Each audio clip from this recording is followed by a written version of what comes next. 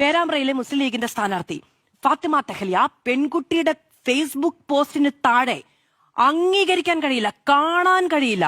Slut shaming എന്നൊക്കെ പറയുന്നത് അതിന്റെ അങ്ങേയറ്റം ഗുരുതരമായ, അങ്ങേയറ്റം മൃഗീയമായ നിലയ്ക്ക് നമുക്ക് കാണാൻ കഴിയുന്നതാണ്. ആ പെൺകുട്ടിയുടെ ഒരു ഫോട്ടോ അവരുടെ UDF ഹാൻഡിലുകൾ ഒന്ന് പങ്കുവെക്കുകയാണെന്ന് വിചാരിച്ചോ, അതിന് താഴെ വരുന്ന കമന്റ് ഉണ്ടല്ലോ, പെൺകുഞ്ഞുങ്ങളുള്ള ഒരാൾക്കും കണ്ടു നിൽക്കാൻ കഴിയില്ല, സഹോദരിമാരുള്ള ഒരാൾക്കും കണ്ടു നിൽക്കാൻ കഴിയില്ല, ഒരു പെണ്ണിനും കണ്ടു നിൽക്കാൻ കഴിയില്ല.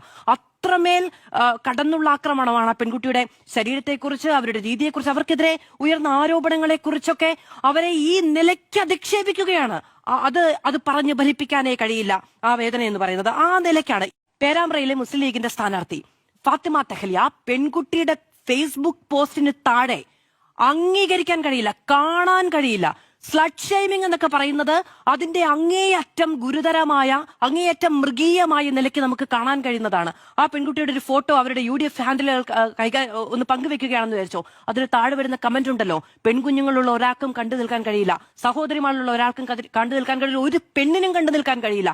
അത്രമേൽ കടന്നുള്ള ആക്രമണമാണ് ആ പെൺകുട്ടിയുടെ ശരീരത്തെക്കുറിച്ച്, അവരുടെ രീതിയെക്കുറിച്ച്, അവർക്കെതിരെ ഉയർന്ന ആരോപണങ്ങളെ കുറിച്ചൊക്കെ അവരെ ഈ നിലയ്ക്ക് അധിക്ഷേപിക്കുകയാണ്. അത് പറഞ്ഞു ഫലിപ്പിക്കാനേ കഴിയില്ല ആ വേദന എന്ന് പറയുന്നത്. ആ നിലയ്ക്കാണ്